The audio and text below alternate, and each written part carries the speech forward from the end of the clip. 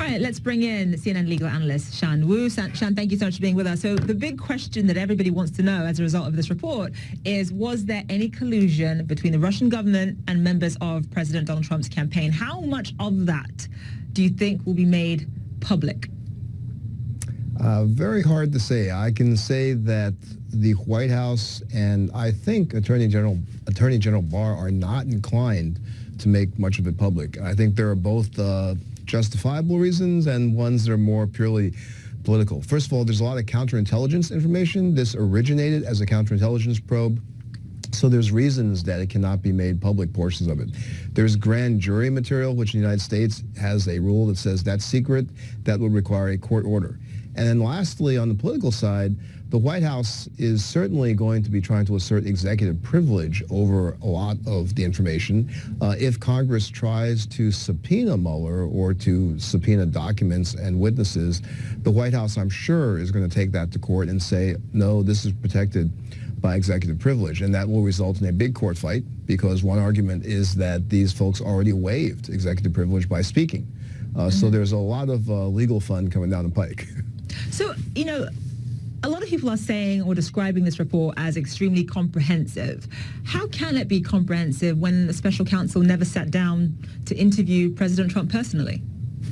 Well, that's a very good question. I certainly would have wanted to interview him personally rather than let him submit written answers. It seems to me, and we're speculating, of course, that Mueller made a calculation that would be more of a fight than was worth to try to get the president to come and submit to the in-person interview.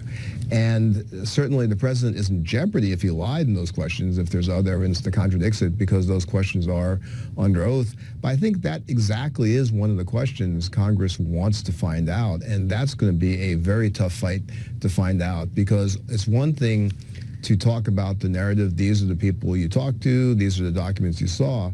But a question like that goes right to the heart of what was Mueller thinking, what was the prosecution's strategy. And that, traditionally, the Justice Department has fought very hard against Congress exercising that kind of oversight. Their point of view is, hey, that's none of your business, we do the prosecution. You can look at things from a distance, but don't you dare try to get inside our minds about what we're doing with our actual investigations. That's going to be a tough fight. Right. So if President Trump is completely exonerated by this report, can you see him potentially pardoning members or former members of his campaign that ended up being indicted?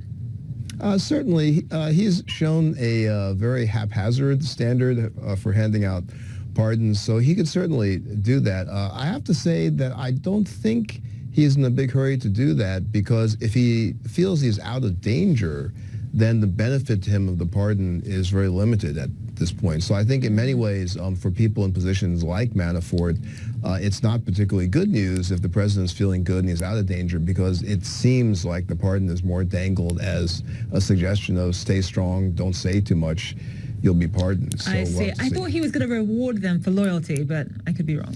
Right. Could be wrong in that. Okay.